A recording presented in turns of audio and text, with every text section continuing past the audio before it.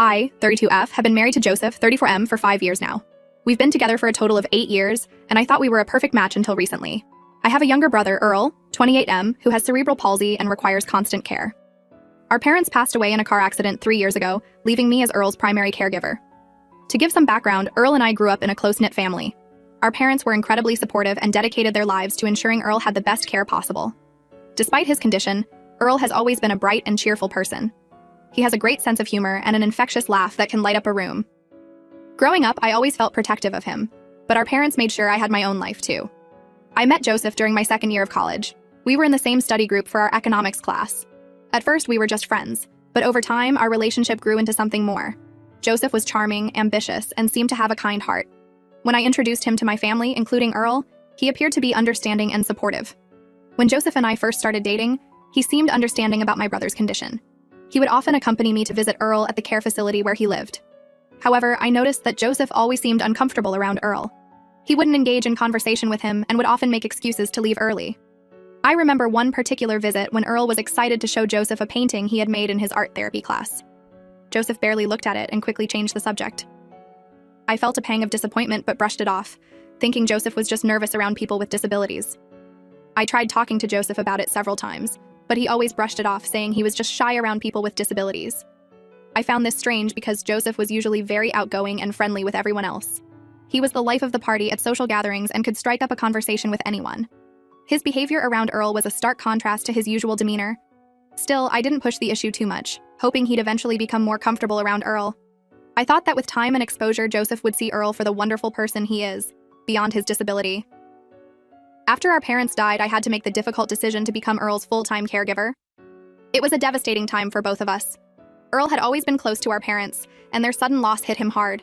He struggled to understand why they weren't coming to visit him anymore. As for me, I was overwhelmed with grief and the sudden responsibility of being Earl's sole guardian. I discussed the situation with Joseph before we got married. We had been engaged for about a year at that point, and I knew that taking on Earl's care would significantly impact our lives. I was honest with Joseph about what it would entail: the daily care routines, the medical appointments, the potential limitations on our social life and travel plans. Joseph seemed supportive at the time. He told me he admired my dedication to my brother and that we would face this challenge together. We agreed that Earl would move in with us after the wedding. I was relieved and grateful for Joseph's understanding. I thought we were on the same page and that our love could overcome any obstacle. We got married in a small ceremony, with Earl as my man of honor. It was a bittersweet day, filled with joy but also a sense of loss as our parents weren't there to see it. Joseph was attentive and kind throughout the day, even helping Earl with his speech when he got nervous. I thought it was a sign of good things to come. However, things started to change after Earl moved in. The first few weeks were challenging as we all adjusted to the new living arrangement. I expected some teething problems, but I wasn't prepared for Joseph's complete change in attitude. Joseph became increasingly distant and irritable. He would spend long hours at work and avoid coming home. When he was home, he'd barely acknowledge Earl's presence. He would eat dinner in his office, claiming he had work to finish. Our conversations became stilted and focused only on household logistics. I tried to talk to him about it, but he'd always deflect, saying he was just stressed from work. He'd promised to try harder, but nothing ever changed. I started to feel like I was living with a stranger rather than my husband. One incident stands out in my mind. It was Earl's birthday, and I had planned a small celebration. I asked Joseph to pick up a cake on his way home from work. He forgot, and when I reminded him, he exploded in anger, saying he couldn't be expected to remember everything, and that I was always putting Earl's needs before his. I was shocked by his outburst and hurt that he didn't seem to care about making Earl's day special. The situation came to a head last week when I overheard Joseph on the phone with his mother. He was in his office, and I was walking past to check on Earl. The door was ajar, and I couldn't help but overhear his conversation. Joseph was complaining about how Earl's presence was ruining our marriage and how he couldn't stand living with someone like that. He said he felt trapped and that he never signed up for this. He told his mother that he missed his old life, and that he was considering leaving me if things didn't change. I was shocked and heartbroken to hear him speak about my brother that way. It felt like a betrayal of everything we had promised each other. I stood there, frozen, as tears streamed down my face. When I confronted Joseph about what I'd heard, he didn't even try to deny it. He told me that he'd been bottling up his feelings for years and couldn't take it anymore. He said that taking care of Earl was holding me back in life and that we'd never be able to have a normal family as long as Earl lived with us. Joseph went on to say that he had dreams of traveling the world, advancing in his career, and having children of our own. He felt that none of that was possible with Earl in our lives. He accused me of not considering his feelings and dreams when I decided to become Earl's caregiver. I was furious and told him that Earl was my family, and that I'd never abandon him. I reminded Joseph that he had agreed to this arrangement before we got married, and that his behavior was selfish and cruel. I also pointed out that Earl's presence didn't prevent us from pursuing our goals. It just meant we had to approach things differently. Joseph then gave me an ultimatum. Either Earl goes back to a care facility or he leaves. I was stunned that he would even suggest such a thing. The idea of sending Earl away, especially after he had already lost our parents, was unthinkable to me. I told him I needed time to think and left to stay with a friend for a few days. My friend Laura, 31F, has been incredibly supportive. She's known me since high school and understands my relationship with Earl. She offered her spare room and a sympathetic ear as I poured out my feelings of hurt and confusion. Now, I'm seriously considering divorce. I feel like I don't even know the man I married anymore. How could he be so cruel and selfish? Earl is my brother, and he needs me. I can't just abandon him because it's inconvenient for my husband. I'm torn because I do love Joseph, and we've built a life together. We have shared dreams and memories. We've supported each other through tough times, like when Joseph lost his job 2 years ago and I helped him start his own business.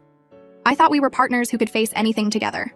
But I don't think I can stay with someone who doesn't accept my brother as part of our family. Earl isn't just a responsibility to me.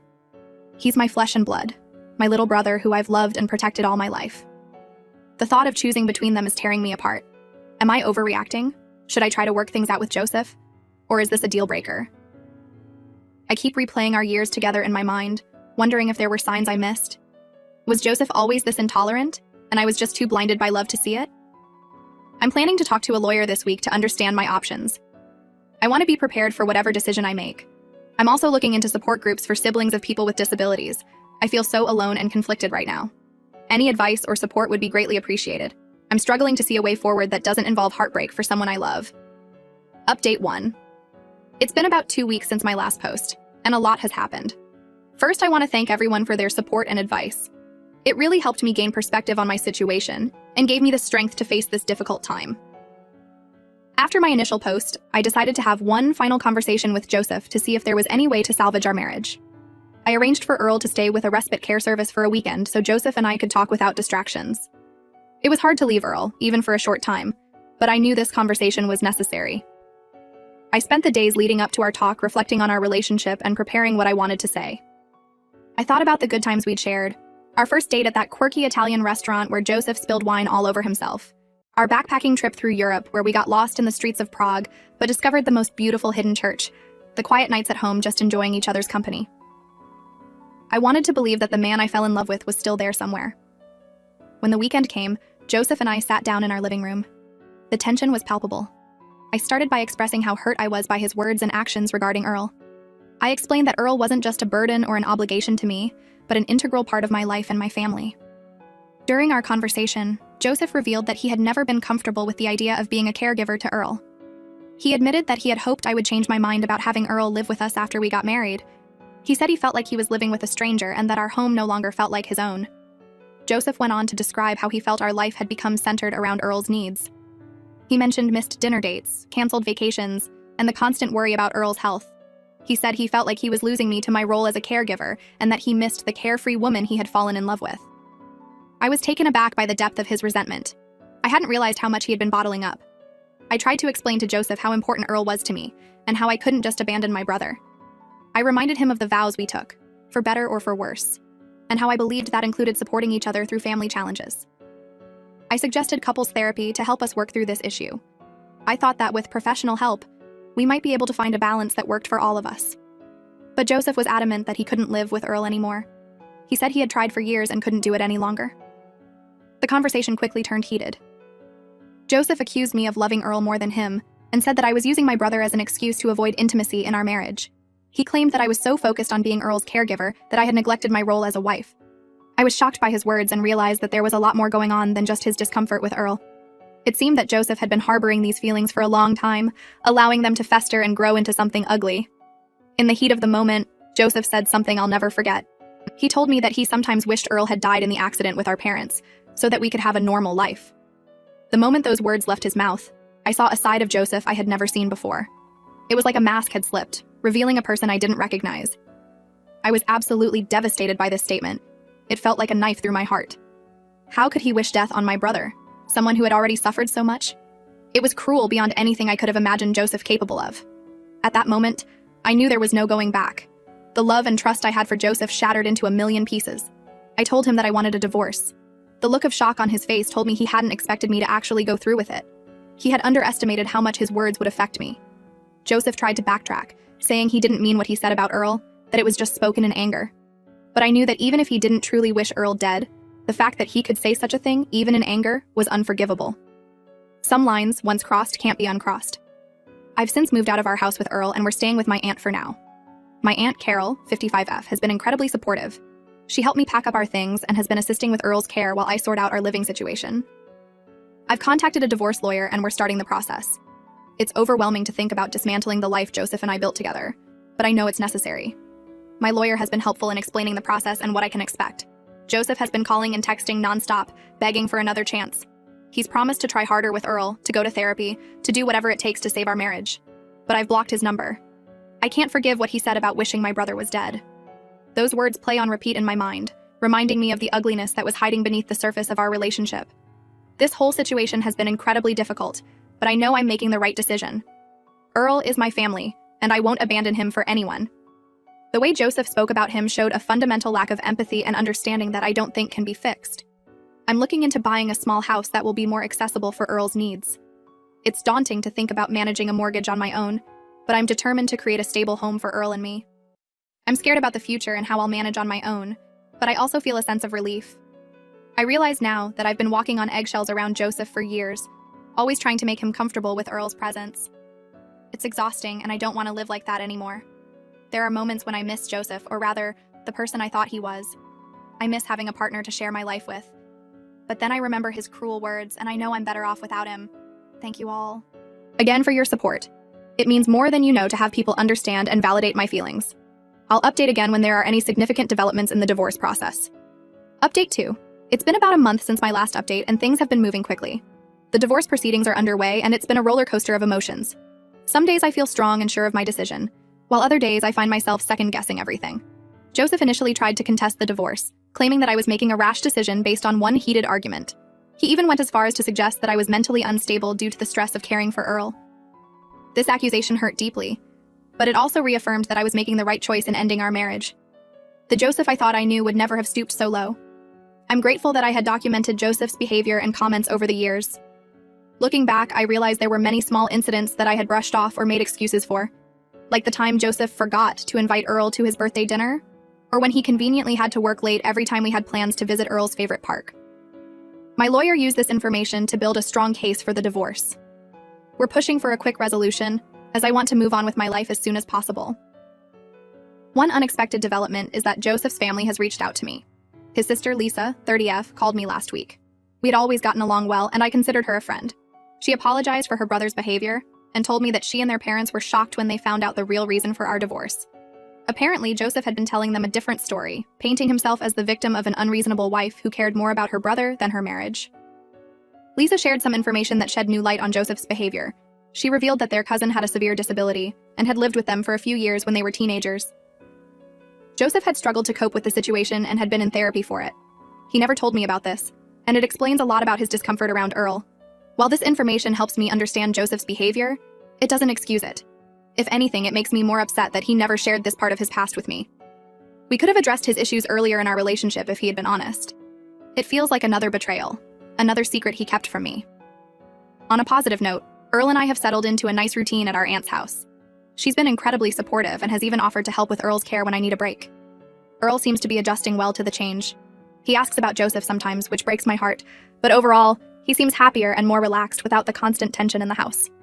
I'm still looking for a suitable house for us, but it's challenging to find something that meets all of Earl's needs within my budget. I've been working extra hours at my job to save up for a down payment. It's exhausting, but the thought of having our own space again keeps me going. I've also started attending a support group for siblings of people with disabilities. It's been incredibly helpful to connect with others who understand my situation.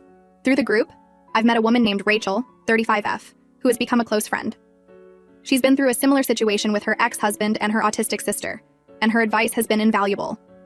Rachel has helped me see that I'm not alone in my struggles. She shared her own experiences of feeling torn between her marriage and her sister's needs. It's comforting to know that others have faced similar challenges and come out stronger on the other side. The divorce is taking its toll emotionally, but I'm staying strong for Earl. He senses that something is wrong, but I'm doing my best to keep things stable for him. I've been trying to maintain our usual routines as much as possible, like our weekly movie nights and our Saturday morning walks in the park. I'm also looking into additional support services to help with Earl's care, as I realize I need to take better care of myself too. It's easy to get lost in the role of caregiver and forget about my own needs. I'm considering hiring a part-time aide to give me a few hours to myself each week. As for Joseph, I've heard through mutual friends that he's been telling people I'm keeping him from seeing Earl. It's frustrating because he never showed much interest in spending time with Earl before. I'm trying not to let it get to me, but it's hard not to feel angry about the way he's twisting the situation. Despite all the challenges, I know I'm making the right decision. The support I've received from friends, family, and even strangers on the internet has been overwhelming. It's given me the strength to keep moving forward, even on the toughest days. I'll update again when the divorce is finalized or if there are any significant developments. Thank you all for your continued support and advice. It means more than you know. Update 3. It's been 3 months since my last update, and I'm happy to report that the divorce has been finalized. It was a difficult process, but it's finally over. The last few months have been a whirlwind of emotions, legal meetings, and big changes, but I'm starting to see the light at the end of the tunnel. In the end, Joseph didn't put up much of a fight. I think he realized that his actions were indefensible, especially after his family learned the truth about his behavior towards Earl. We agreed on a fair division of assets, and I was able to keep our house, which I've since modified to better accommodate Earl's needs. The day the divorce was finalized, I felt a mix of sadness and relief. It's strange to think that my marriage is over, but I know it's for the best. I've come to realize that Joseph and I were fundamentally incompatible, and staying together would have only led to more pain and resentment. Earl has adjusted well to our new life. He misses Joseph sometimes, which is hard for me to see, but overall, he seems happier and more relaxed. I've hired a part-time caregiver to help with Earl's needs, which has given me some much-needed time for myself. It's been a game changer in terms of managing my stress levels and preventing burnout. I've continued attending the support group, and it's become an important part of my life. The friendships I've made there have been a lifeline during this difficult time. Rachel, in particular, has been an amazing friend and support. She's helped me navigate the complexities of being a sibling caregiver, while also trying to maintain my own identity and pursue my own goals. As for Joseph, I haven't heard from him since the divorce was finalized. His sister Lisa told me that he's moved to another state for a new job. Part of me is sad that our relationship ended this way, but I know it's better for both of us to have a clean break. I hope he finds peace, and maybe even learns to be more understanding of people with disabilities. Looking back, I can see now that there were red flags in our relationship from the beginning. I ignored them because I loved Joseph and wanted our marriage to work. But love isn't enough when there's a fundamental lack of respect and understanding. It's a hard lesson to learn, but an important one. I'm focusing now on building a good life for Earl and myself. I've started taking online classes to improve my job prospects, and I'm even considering writing a book about my experiences as a sibling caregiver. I want to share my story in the hope that it might help others who are in similar situations. Earl is thriving in our new routine. We've found a great day program for adults with disabilities that he attends 3 times a week. He's making friends and learning new skills, which is wonderful to see. On the days he's home, we spend quality time together, whether it's working on his art projects or watching his favorite movies. This journey has been incredibly difficult, but it's also taught me a lot about myself and what I'm capable of. I'm stronger than I ever knew, and I'm proud of the decisions I've made. I've learned the importance of setting boundaries, of asking for help when I need it, and of not compromising my values for anyone. There are still challenging days, of course. Days when I feel overwhelmed by the responsibility of caring for Earl, or when I miss the companionship of a partner. But I'm learning to take each day as it comes and to appreciate the small joys in life. While this will be my final update, I want you all to know that Earl and I are doing well and looking forward to the future. We're not just surviving, we're thriving, and I'm excited to see what the next chapter of our lives will bring.